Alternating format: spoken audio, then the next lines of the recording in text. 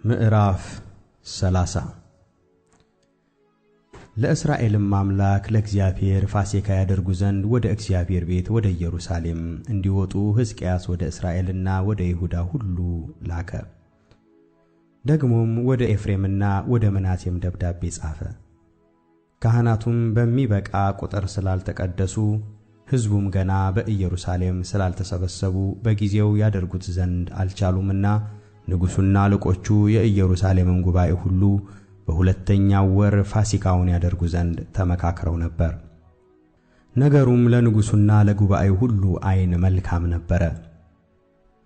እንደ ተጻፈም በብዙ ቁጥር አላደረጉም ነበርና የእስራኤልን አምላክ እግዚአብሔርን ፋሲካ በኢየሩሳሌም ያደርጉ ዘንድ እንዲመጡ ከቤርሳቤህ ጀምሮ እስከ ዳን ድረስ ለእስራኤል ሁሉ አዋጅ እንዲነገር ወሰኑ። እንደ ንጉሡም ትእዛዝ መልእክተኞች እንዲህ የሚለውን የንጉሡንና የአለቆችን ደብዳቤ ይዘው ወደ እስራኤልና ወደ ይሁዳ ሁሉ ሄዱ። የእስራኤል ልጆች ሆይ፣ እግዚአብሔር ከአሦር ነገሥታት እጅ እንዳመለጠ ቅሬታችሁ እንዲመልስ ወደ አብርሃምና ወደ ይስሐቅ ወደ እስራኤልም አምላክ ተመለሱ። እናንተም እንደምታዩት የተፈቱ እስኪያደርጋቸው ድረስ የአባቶቻቸውን አምላክ እግዚአብሔርን እንደበደሉ እንደ አባቶቻችሁና እንደ ወንድሞቻችሁ አትሁኑ። አባቶቻችሁም እንደነበሩ አንገተ ደንዳና አትሁኑ። እጃችሁንም ለእግዚአብሔር ስጡ። ለዘላለም ወደ ተቀደሰው ወደ መቅደሱ ግቡ። ጽኑ ቁጣውም ከእናንተ እንዲመልስ አምላካችሁን እግዚአብሔርን አምልኩ። አምላካችሁም እግዚአብሔር ቸርና መሐሪ ነውና ወደ እርሱም ብትመለሱ ፊቱን ከእናንተ አያዞርምና ወደ እግዚአብሔር ብትመለሱ ወንድሞቻችሁና ልጆቻችሁ በማረኳቸው ፊት ምሕረትን ያገኛሉ፣ ደግሞም ወደዚች ምድር ይመለሳሉ። መልእክተኞቹም ከከተማው ወደ ከተማ በኤፍሬምና በምናሴ አገር እስከ ዛብሎን ሄዱ። እነዚያ ግን በንቀት ሳቁባቸው፣ አፌዙባቸው።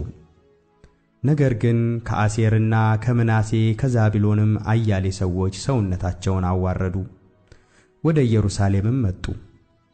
ደግሞም አንድ ልብ ይሰጣቸው ዘንድ በእግዚአብሔር ቃል የሆነውን የንጉሡንና የአለቆችን ትእዛዝ ያደርጉ ዘንድ የእግዚአብሔር እጅ በይሁዳ ላይ ሆነ። በሁለተኛውም ወር የቂጣውን በዓል ያደርግ ዘንድ እጅግ ታላቅ ጉባኤ የሆነ ሕዝብ በኢየሩሳሌም ተከማቸ። ተነስተውም በኢየሩሳሌም የነበሩትን መሠዊያዎችና ለጣዖታት የሚያጥኑበትን ዕቃ ሁሉ አስወገዱ፣ በቄድሮንም ወንዝ ጣሉት። በሁለተኛውም ወር በ14ኛውም ቀን ፋሲካውን አደረጉ። ካህናቱና ሌዋውያንም አፈሩ፣ ተቀደሱም። ወደ እግዚአብሔርም ቤት የሚቃጠለውን መሥዋዕት አመጡ። እንደ እግዚአብሔርም ሰው እንደ ሙሴ ሕግ በሥርዓታቸው ቆሙ። ካህናቱም ከሌዋውያን እጅ የተቀበሉትን ደም ይረጩ ነበር። በጉባኤውም ያልተቀደሱ እጅግ ሰዎች ነበሩ። ስለዚህም ሌዋውያኑን ለእግዚአብሔር ይቀድሷቸው ዘንድ ንጹሐን ላልሆኑ ሁሉ ፋሲካን ያርዱላቸው ነበር። እንደ ትእዛዙም ሳይሆን ከኤፍሬምና ከምናሴ ከይሳኮርና ከዛብሎንም ወገን እጅግ ሰዎች ሳይነጹ ፋሲካውን በሉ። ሕዝቅያስም ምንም እንደ መቅደሱ ማንጻት ባይነጻ የአባቶቹን አምላክ እግዚአብሔርን ለመፈለግ ልቡን የሚያቀናውን ሁሉ ቸሩ እግዚአብሔር ይቅር ይበለው ብሎ ስለ እነርሱ ጸለየ። እግዚአብሔርም ሕዝቅያስን ሰማው፣ ሕዝቡንም ፈወሰ።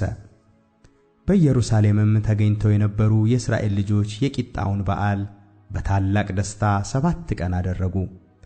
ሌዋውያኑና ካህናቱም በዜማ ዕቃ ለእግዚአብሔር እየዘመሩ ዕለት ዕለት እግዚአብሔርን ያመሰግኑ ነበር። ሕዝቅያስም በእግዚአብሔር አገልግሎት አስተዋዮች የነበሩትን ሌዋውያንን ሁሉ ያጽናና ነበር። የደህንነቱንም መሥዋዕት እያቀረቡ የአባቶቻቸውንም አምላክ እያመሰገኑ 7 ቀን በዓል አደረጉ።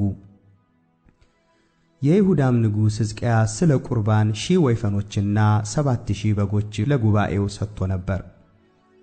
አለቆቹም 1000 ወይፈኖችና 10,000 በጎች ለጉባኤው ሰጥተው ነበርና ከካህናቱም እጅግ ብዙ ተቀድሰው ነበርና ጉባኤው ሁሉ እንደገና 7 ቀን በዓል ያደርጉ ዘንድ ተመካከሩ።